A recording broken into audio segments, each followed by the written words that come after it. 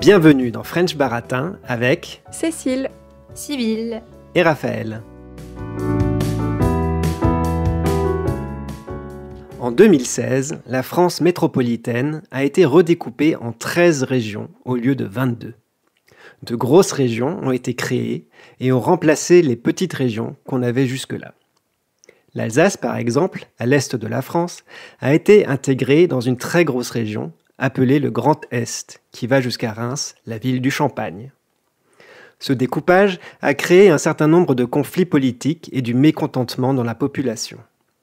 Personne n'était d'accord sur les régions qui pouvaient être mises ensemble ou non. Pour mettre fin au débat, certains dessinateurs se sont amusés à proposer une solution toute simple. On découperait la France en deux, avec deux régions, Paris et la province. Mais qu'est-ce que la province ? La province, c'est une façon de parler de tout le territoire français en dehors de la région parisienne. Souvent, on l'utilise pour faire des grandes généralités. Déjà au XVIIe siècle, Molière se moquait des provinciaux qui manqueraient d'éducation et d'élégance. Les Parisiens, quant à eux, sont fréquemment critiqués pour leur snobisme. Pourtant, la notion de Parisien est très relative. Seuls 22% des habitants actuels de Paris sont nés dans cette ville. Et les grandes villes de province ressemblent de plus en plus à Paris. On y trouve les mêmes magasins, on peut y avoir une vie culturelle développée et un bon emploi. Alors, Paris-Province, le match est-il toujours d'actualité ? C'est la question du jour dans French Baratin. Alors, cette fois-ci, on va faire un quiz un petit peu différent que d'habitude. Un truc un peu plus humoristique, on va dire. Je me suis inspiré d'un quiz que j'ai trouvé sur Internet. Donc je vais poser quelques questions. On va commencer par la vision de Paris par les provinciaux.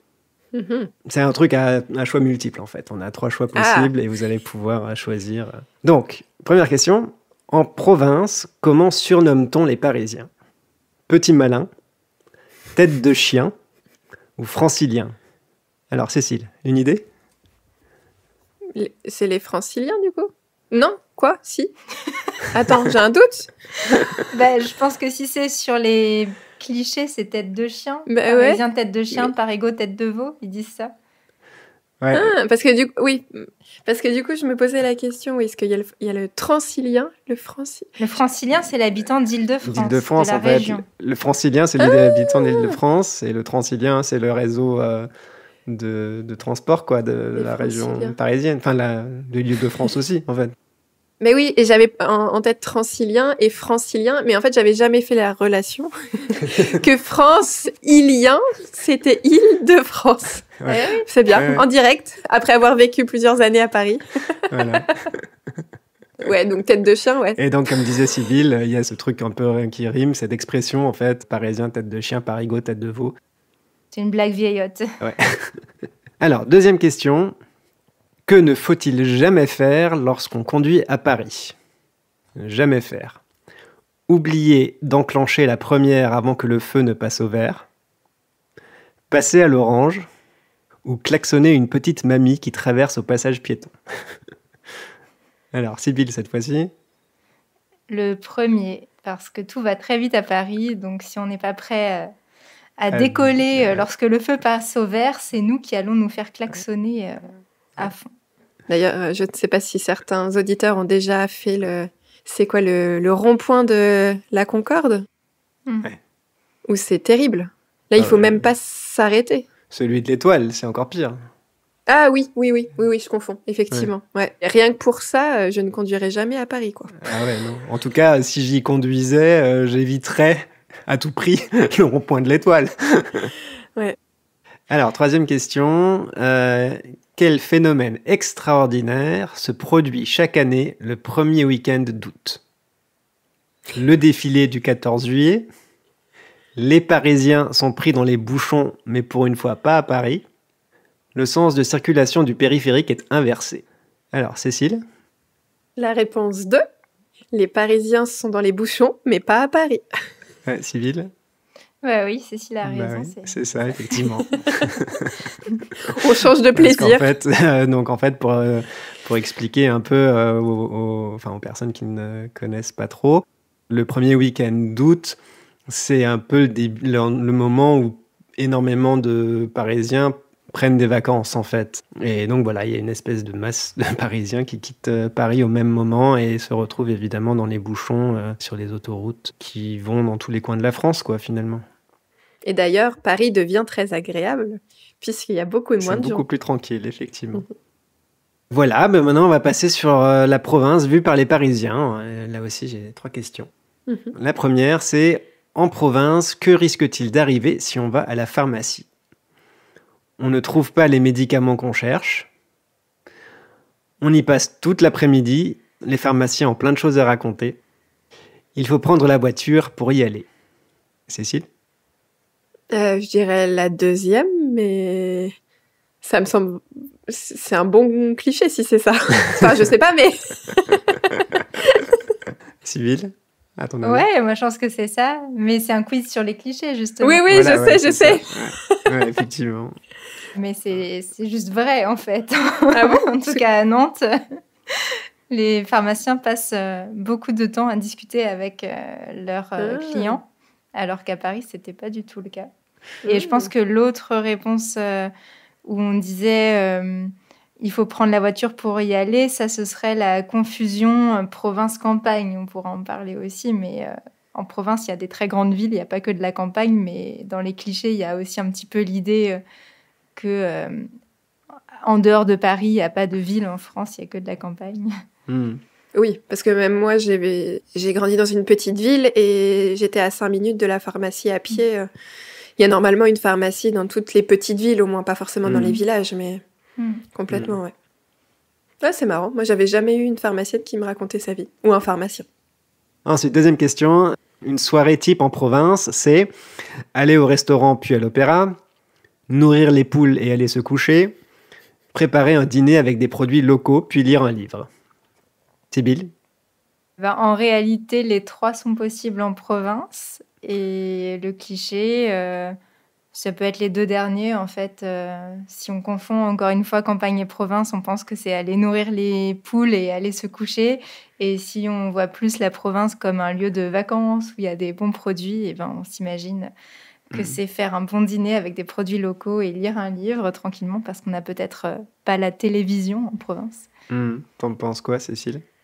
Oui, je pensais plutôt effectivement au deuxième et le troisième, mais d'une façon, enfin, quelque chose de positif d'une certaine manière. Mais oui, le fait d'aller se coucher avec les poules, enfin, pardon, j'ai fait l'expression des 2 trucs. Mais de nourrir les poules et d'aller se coucher, oui. En mode, il se passe rien en province, c'est mort et t'as pas une vie intéressante, oui, clairement.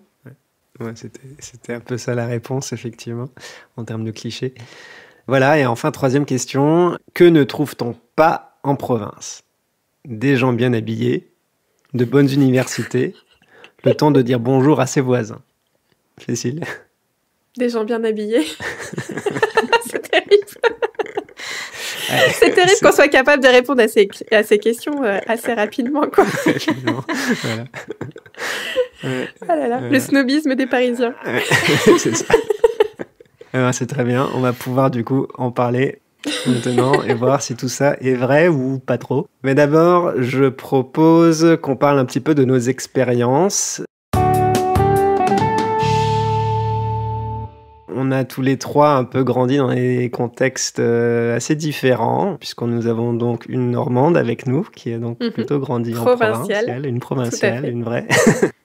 On a une Parisienne presque, enfin en tout cas elle est née à Paris, elle a grandi et vécu en région parisienne. Et moi qui ai vécu et grandi à l'étranger et qui ne suis venu en France et à Paris spécifiquement que pour mes études.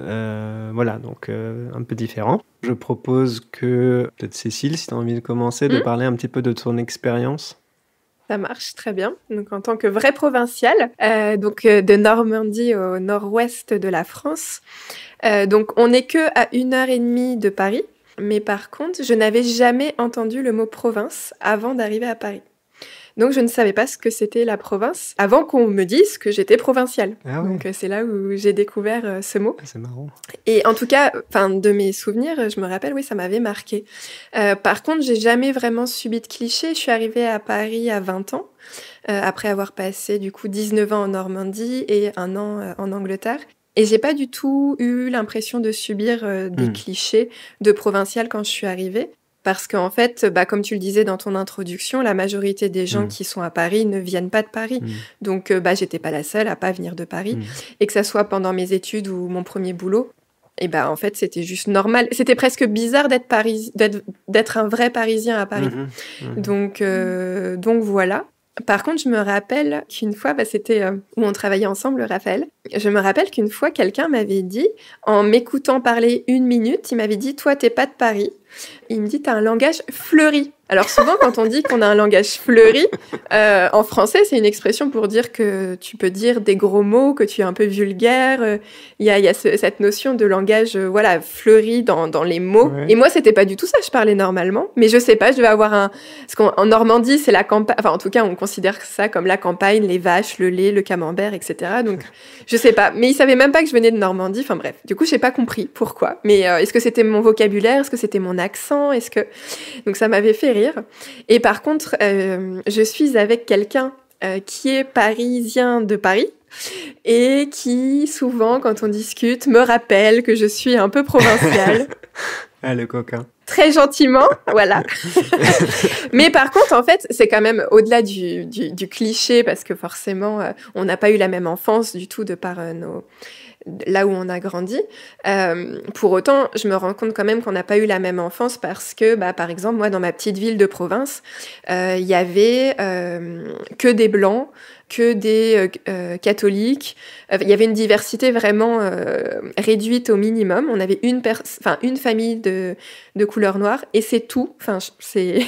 Et du coup, forcément, à Paris, où c'est la ville de la diversité, on n'a pas du tout eu ce même rapport.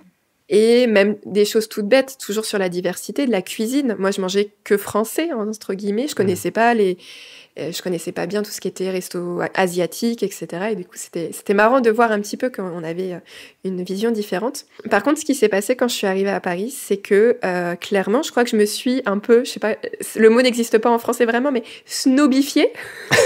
Parisianisée, mais du coup, pas dans le bon sens du terme. C'est que, en fait, comme il se passe plein de trucs à Paris, tu te sens un peu à la pointe, t'as l'impression d'avoir les dernières idées, parce que c'est là où tout se passe, et en tout cas, t'as l'impression que c'est là où tout se passe. Et du coup, quand tu rentres un peu dans tes familles, tu te dis, mince, on n'a pas du tout la même vie, on n'a pas du tout le même rythme, parfois t'as l'impression qu'ils sont moins curieux, et du coup, moi j'étais très sur le côté véganisme, écologie, et je me disais, mais pourquoi ils sont pas... aussi ouvert, j'avais vraiment cette idée. J'ai honte maintenant d'avoir été finalement assez snob. Si de la famille m'écoute, je m'excuse un petit peu. Par contre, ce qui est intéressant, c'est que maintenant que je suis revenue en province, en allant à Strasbourg, ça m'a pas du tout fait ce truc-là quand je suis arrivée à Paris, parce que finalement, je passais de l'enfance à l'âge adulte, mais là je suis encore adulte, j'ai pas changé de statut, alors que du coup à l'époque c'était le monde adulte, je l'ai associé à Paris où tout s'ouvre, et là du coup maintenant à 32 ans, à 30 ans je suis arrivée à Strasbourg, et par contre je vois la différence là entre Paris et Strasbourg, même si ce sont toutes les deux des grandes villes, et je le vois notamment dans la sphère professionnelle, où le marché de l'emploi n'est pas du tout le même, les journées de travail, c'est pas du tout le même rythme, l'équilibre vie pro, vie perso, c'est pas du tout la même chose, on en parlera certainement après, mais parce qu'on n'a pas les mêmes situations familiales aussi, potentiellement, quand on est à Paris ou en province. Puis il y a des choses bizarres comme il y a plein de choses qui sont fermées le dimanche, ou il faut réserver pour aller au resto. Les prix, ça c'est une bonne nouvelle, ils sont vachement cool en province. Mais plus cool en tout cas qu'à Paris, surtout sur tout ce qui est logement. Et au final, je me rends compte que tout ne se passe pas à Paris, qu'il y a aussi des choses très cool qui peuvent se passer en province. Et j'ai l'impression d'avoir reperdu un peu de mon snobisme, mais peut-être parce que je suis plus à Paris. Voilà. Ok, merci Cécile pour ce partage d'expérience, très intéressant. Sybille, tu veux raconter un petit peu la tienne ? Eh bien, moi, je suis née à Paris et j'ai grandi à Paris jusqu'à mes 3 ans. Et donc, il paraît que ce sont les 3 premières années qui comptent pour former une personnalité. Donc, peut-être que j'aurai toujours une personnalité de Parisienne. Même si, après mes 3 ans, je suis partie vivre en banlieue parisienne. Donc, c'était plus Paris-Paris. Donc, j'étais plus dans Paris intramuros, c'est-à-dire la commune de Paris, et on dit intramuros parce que historiquement il y avait une enceinte de murs tout autour de Paris. Voilà, donc je suis sortie des murs, je suis partie vivre en banlieue près de Versailles, mais ça restait la région parisienne et on pouvait aller assez facilement à Paris, même si ça fait quand même une petite différence. Peut-être que le compagnon de Cécile, qui lui est resté vraiment à Paris, perçoit aussi cette différence. Souvent, on est un tout petit peu moins bien vu ou vu comme un peu moins intégré quand on n'est pas dans Paris même. Voilà. Et donc pour moi, avoir grandi à Paris, je pense que c'était en quelque sorte une fierté. Je ne saurais pas dire pourquoi, mais un petit peu comme toi, Cécile, l'impression d'être là où les choses se passent, et puis aussi que c'était complètement naturel d'être à Paris parce que tout le monde était à Paris et que je rencontrais que des personnes dont c'était le cas. Sauf en vacances. En vacances, là, j'avais l'occasion de rencontrer des personnes qui ne venaient pas de Paris. Et pour les clichés, j'ai été confrontée seulement 2 fois, je pense, aux clichés sur les Parisiens et les Parisiennes. Quand je suis partie en échange universitaire en Italie, à Bologne, j'ai rencontré une autre Française pendant un cours qu'on partageait, qui, elle, venait d'Avignon, donc vraiment l'autre bout de la France, et pas du tout Paris. Et en fait, on est devenus amies, et elle m'a dit quelques mois plus tard qu'au début, elle ne serait pas venue vers moi ou elle n'aurait pas vraiment essayé de devenir mon amie si elle n'avait pas vu que j'étais amie avec un Italien très sympa et qu'elle trouvait très beau. Et que c'est parce qu'il y avait cet Italien très sympa et très beau qu'elle avait continué à devenir amie avec moi. Et finalement, ça n'a pas très bien marché entre elle et l'Italien très sympa et très beau. Mais elle est restée mon amie parce qu'elle s'est rendue compte que finalement, je n'étais pas comme dans le cliché des Parisiens, c'est-à-dire snob, voilà, un petit peu prétentieux. Non, finalement, j'étais quand même sympa moi aussi. Donc, on a pu être amis. Et l'autre fois, on m'a renvoyé cette image de Parisienne, c'était justement quand on venait d'emménager à Nantes avec Raphaël. J'ai rencontré une autre Nantaise qui faisait le même travail que moi, et donc on a eu l'occasion de discuter, et quand elle a su que je venais de Paris, elle m'a dit « Ah oui, c'est toi qui fais augmenter les loyers, c'est à cause des gens comme toi que maintenant ça coûte cher de se loger à Nantes ». Et sur le moment, je ne savais pas trop quoi lui répondre, donc j'ai dû un petit peu rigoler comme ça. Et après, j'ai trouvé une idée de réponse, et malheureusement, c'est jamais sur le moment qu'on a les bonnes idées de réponse. Mais donc, je vous la donne à vous.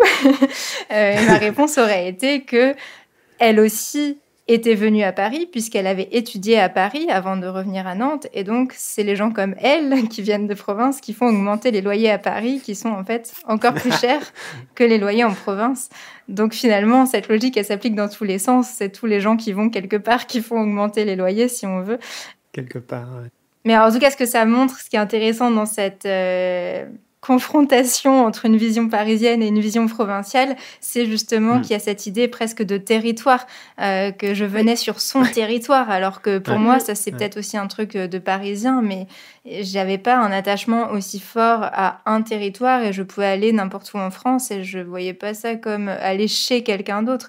Et ça, c'est quelque chose d'autre que je voulais dire sur mon expérience en tant que parisienne, même si j'avais une forme de fierté d'être parisienne, et j'adore cette ville, j'aime beaucoup tout ce qu'on peut y faire. J'ai toujours trouvé qu'elle manquait un petit peu d'une identité régionale, justement, parce que quand on vient de Normandie, comme toi, Cécile, on peut, par exemple, apporter des produits locaux qu'on produit dans sa région lorsqu'on va à une soirée. On peut parler des spécialités de sa région, et c'est beaucoup moins le cas avec Paris, même s'il existe des spécialités de la région Île-de-France, qui est la région de Paris. Soit tout le monde les connaît, soit tout le monde s'en fiche, et donc on a moins quelque chose en plus d'intéressant à raconter dans une conversation. On n'est pas spécial parce qu'on vient d'une région en particulier. C'est vrai que j'aime bien dire que je viens de Normandie, parce que je me sens un peu spéciale. Ouais, c'est chouette.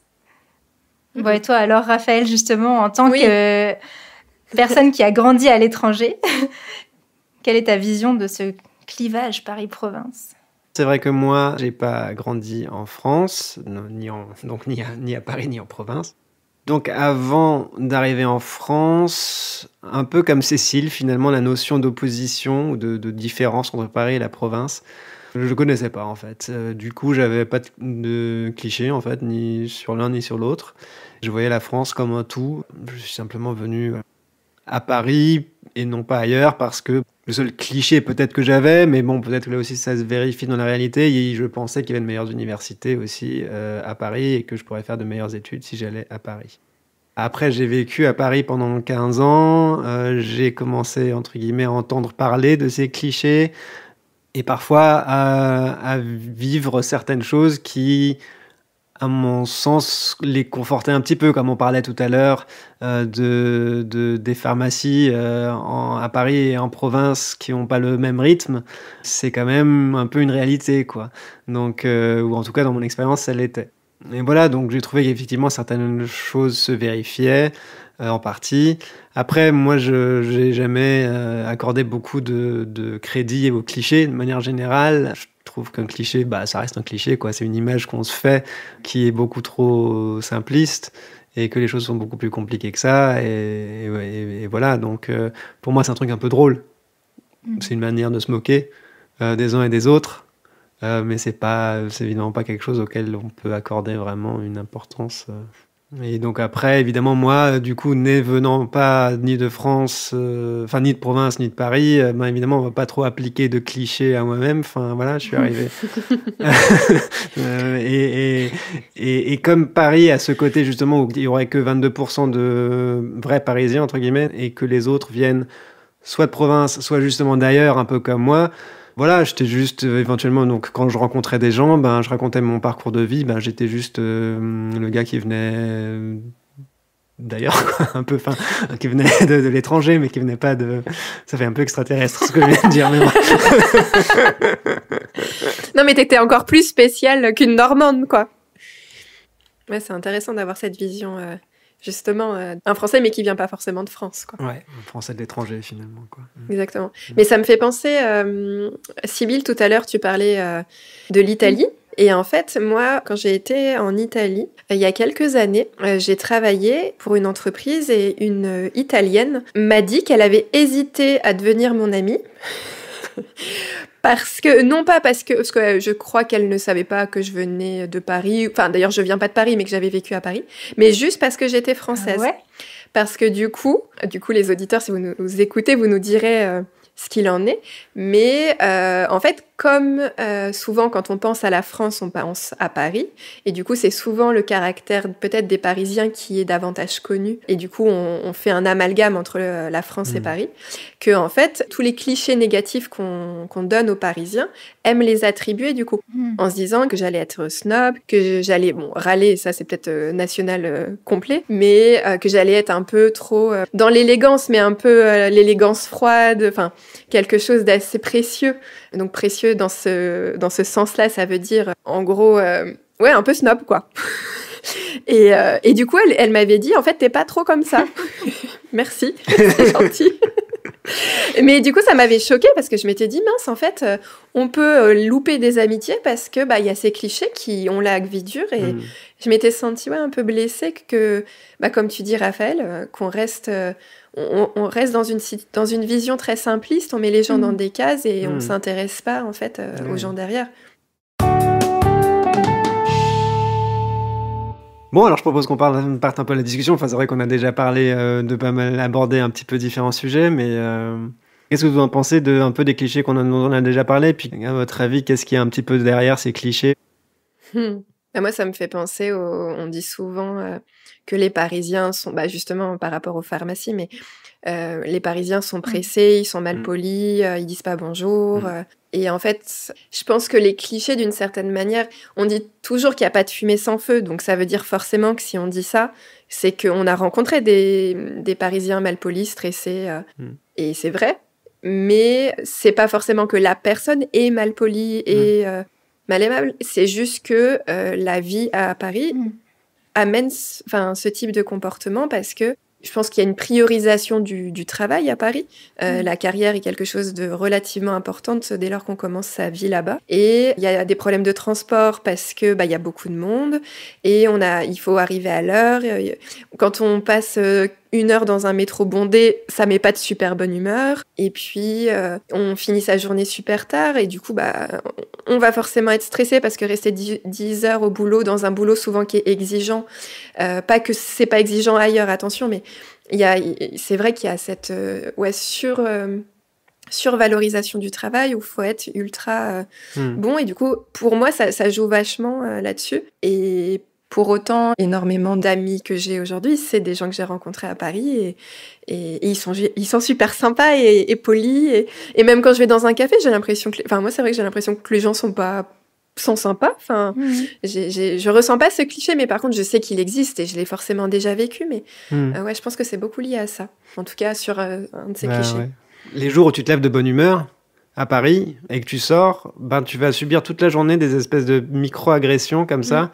Tu vas te faire bousculer dans la rue, puis tu vas descendre dans le métro, il y aura la queue devant, parce que je sais pas, pour prendre ton ticket, parce que je sais pas, t'as oublié ton passe Navigo, j'en sais rien. Puis tu rentres dans le métro, devant les rames, les gens s'agglutinent pour monter, ils laissent pas les gens sortir, on se bouscule. Et voilà, à force d'accumuler comme ça ces choses, on devient de plus en plus un peu tendu et énervé, et l'énervement se fait comme une espèce d'effet de contagion comme ça. Et à la fin de la journée, tout le monde est énervé, quoi. Donc, voilà. J'avais vu un sondage qui parlait justement du trajet quotidien et du niveau de stress en fait que ressentaient d'une part les Parisiens et d'autre part les provinciaux, ou donc en Île-de-France. Alors ça parlait plutôt des Franciliens, donc les gens qui vivent en Île-de-France. C'est plus large que Paris, ça englobe aussi les communes de banlieue. Et donc, en Île-de-France, 48% des Franciliens ont un temps de trajet supérieur à 45 minutes et 60% des provinciaux ont un temps de trajet inférieur à 30 minutes. Et en fait, la perception du trajet, pour 67% des Parisiens, elle est stressante, en grande partie, en 85% en raison des incidents techniques, des retards, des suppressions dans les transports. Alors que 78% des provinciaux sont pas stressés pendant le trajet, et quand ils le sont, c'est à 80% à cause des bouchons. Donc on voit quand même un peu le décalage quand même en termes de perception du trajet, des niveaux de stress entre les Parisiens et les provinciaux, quoi.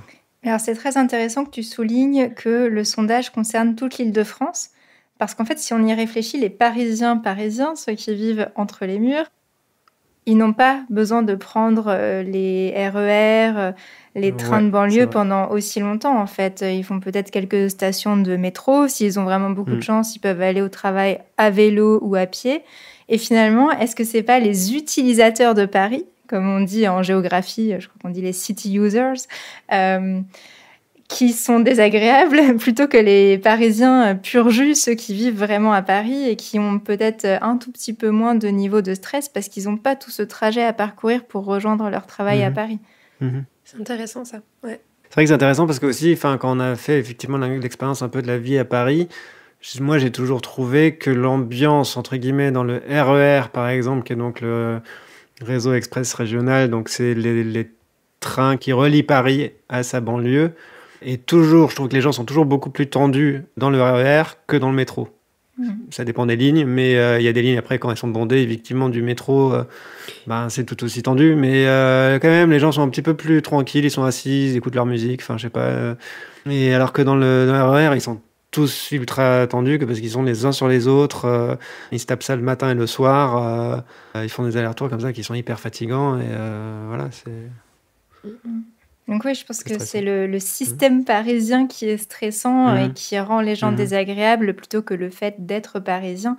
Et on est juste attrapé par ce rythme très rapide. Et ça me fait penser à New York, qui est un niveau peut-être de stress, d'énergie et de vitesse encore bien au-dessus de Paris. Il y avait eu à un moment donné, sur le mode de l'humour, la proposition de faire 2 files sur les trottoirs à New York, une file new-yorkais, une file touriste. Comme ça, on pourrait aller vite si on est un New-Yorkais. Et on irait moins vite si on est touriste. Mais combien de fois j'ai rêvé de ça à Paris en tant que Parisienne? C'est vrai, t'as déjà pensé à ça?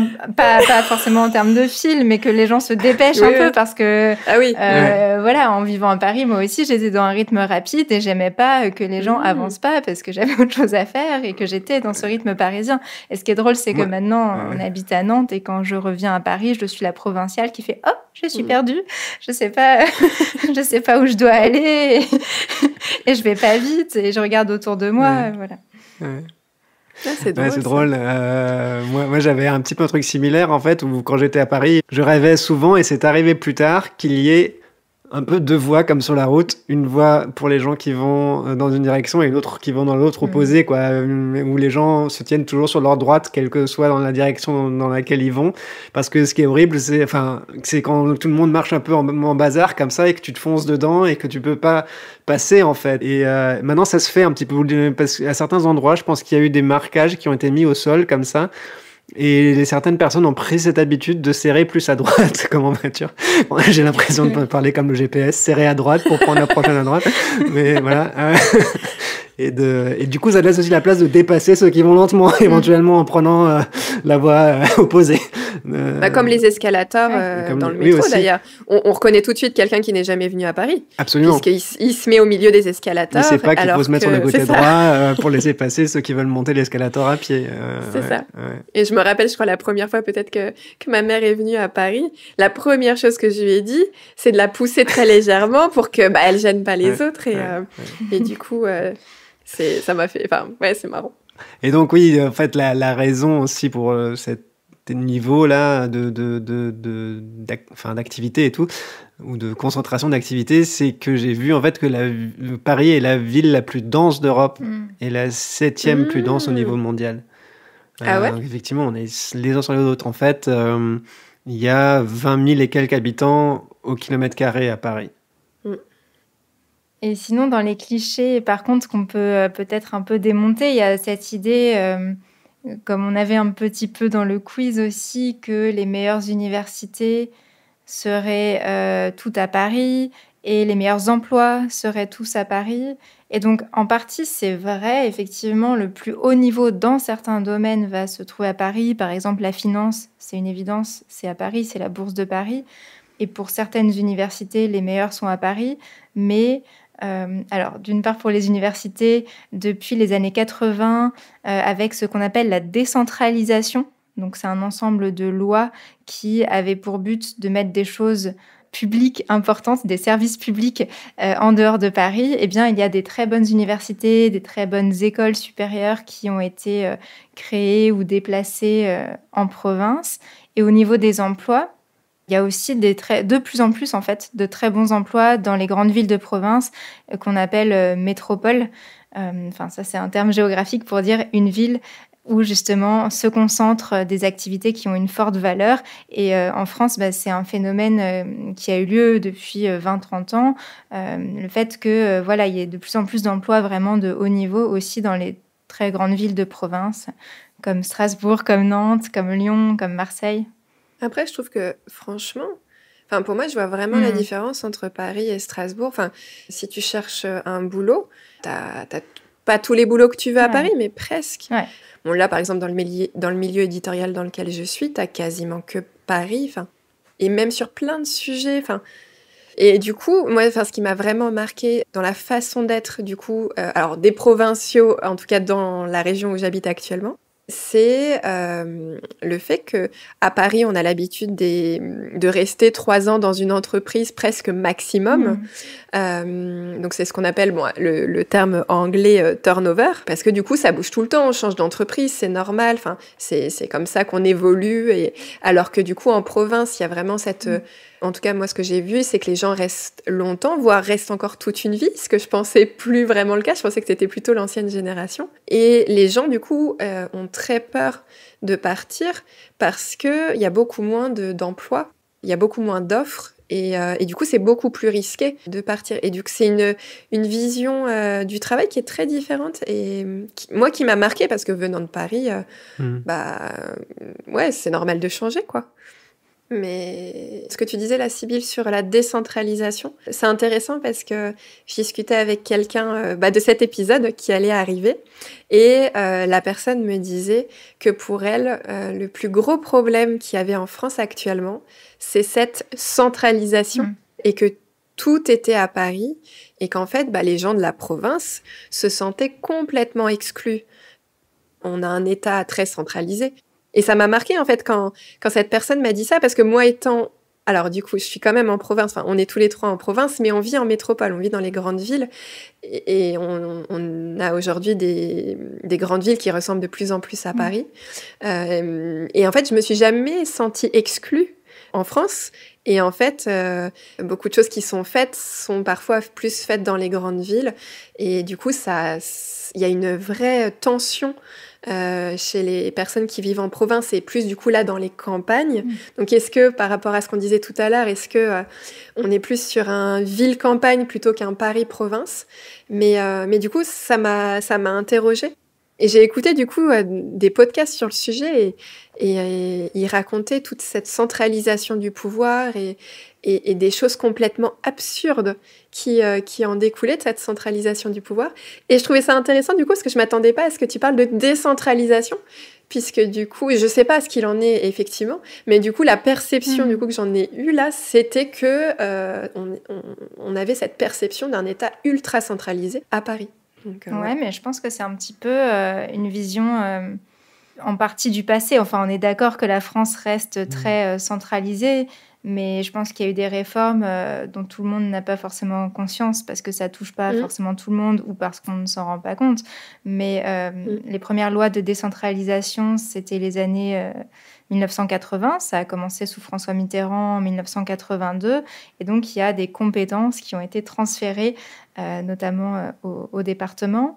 Mais plus récemment, dans les années 2010, il y a eu beaucoup de compétences qui ont été transférées aux régions. Et donc, les régions ont quand même beaucoup de choses, notamment dans ce qu'on peut connaître au quotidien. Elles gèrent les lycées, par exemple. Elles gèrent les transports régionaux. Et il y a certains domaines, comme celui du tourisme, par exemple, où elles vont pouvoir avoir des emplois intéressants et développer leurs propres projets. Et donc, c'est pas tout à fait vrai que tout se passe à Paris, mais on peut avoir cette perception. Mais alors, du coup, on a parlé là pas mal des Parisiens et de leur perception par les provinciaux et de ce qu'il pouvait y avoir derrière, je pense. On a plutôt parlé de ça. Qu'est-ce que vous pensez plutôt des clichés dans l'autre sens, en fait, les provinciaux vus comme un peu lents, arriérés, sans culture? Il y a quoi là derrière, là-dessous? Alors, pour le côté mode, je sais que ma maman m'a raconté que dans sa jeunesse, donc il y a 50, 40 ans, c'était vrai. Il y avait un vrai décalage de la mode entre la province et Paris. Et quand on se rendait en tant que Parisien, ce qu'elle était elle aussi, en province pour des vacances, on voyait que les gens n'étaient pas habillés de la même manière et probablement avec des vêtements moins chers, considérés moins élégants. Et ça, c'est plus vrai du tout.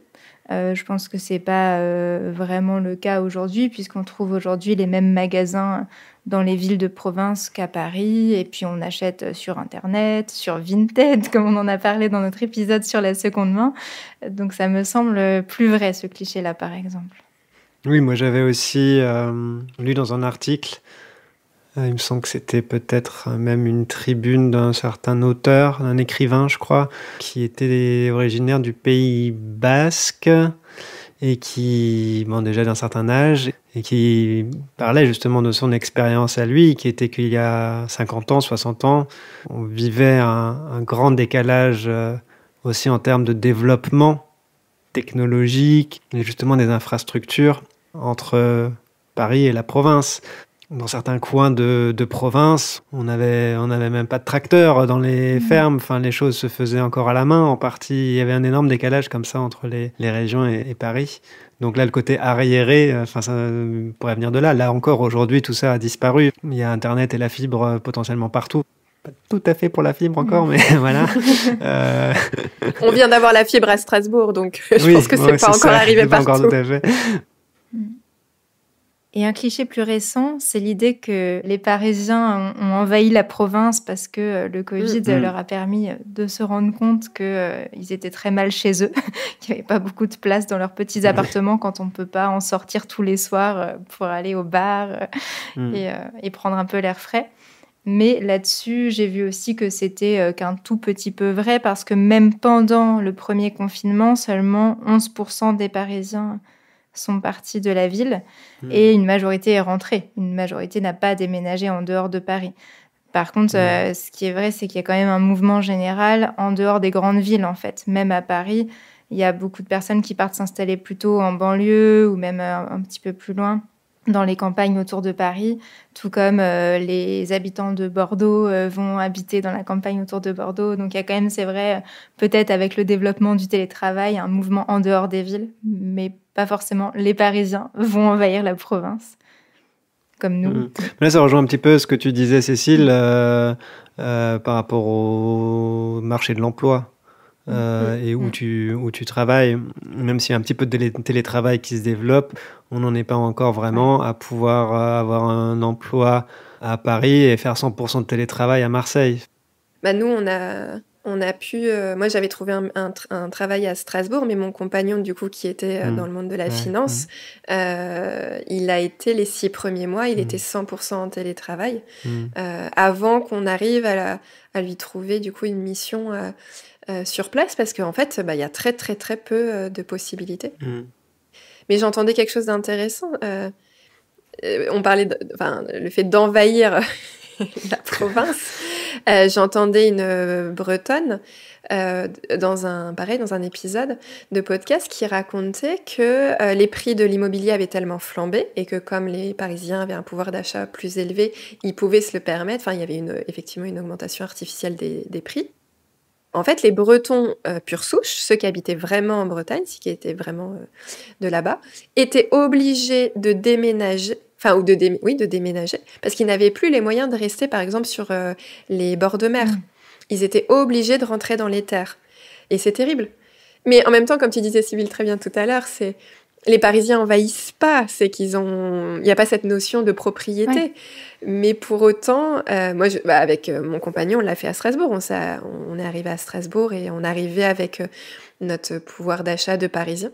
Ouais, mais là, je pense que là où il faut plus parler en termes de mouvement de population, tout simplement, si on parle du fait que de toute façon, il n'y a que 22% de Parisiens qui sont des vrais Parisiens et que donc tous les autres sont originaires de la province, en quoi peut-on réellement dire que les Parisiens envahissent la province? Ça n'a pas de sens. La majorité sont des provinciaux qui retournent en province ou qui se déplacent vers une autre province. C'est vrai. En vrai, toi, même Normande, tu es partie à Strasbourg en passant par Paris. Au final. Donc, tu n'as pas vraiment envahi Strasbourg, tu as juste changé de province, entre guillemets, tu vois, t'es pas vraiment une Parisienne. J'avais jamais pensé ça comme ça.